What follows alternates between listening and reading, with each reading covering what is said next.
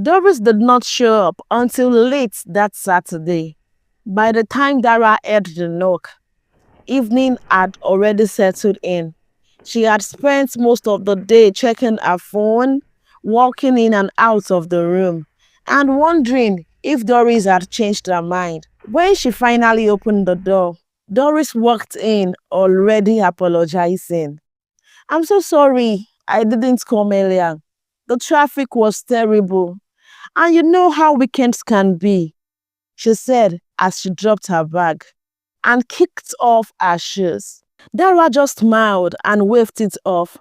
There was no point complaining now. She had already waited the whole day. They sat down together, and after a few minutes of talk, Doris reached for her phone. "I want to show you something," she said. Then she started scrolling.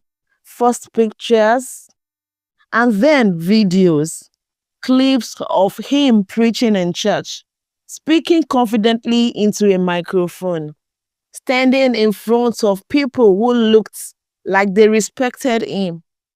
Dara leaned in without realizing it. The man on the screen did not look like trouble at all.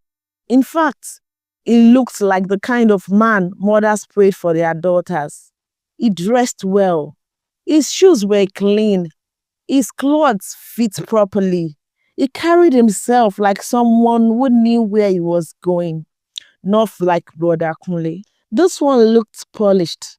Every picture showed the same thing: confidence, calmness, and control. He didn't look confused about life. He looked settled. Dara tried not to react. She told herself pictures could lie, that people could act in front of cameras, that being fine on screen did not always mean being fine in real life. But it was hard. There was something about the way he stood when he spoke, something about how easily he smiled, something about how sure he seemed. Before Dara could ask any question, Doris' phone rang. She glanced at the screen and laughed. "It's him," she said, and answered the call. They spoke briefly.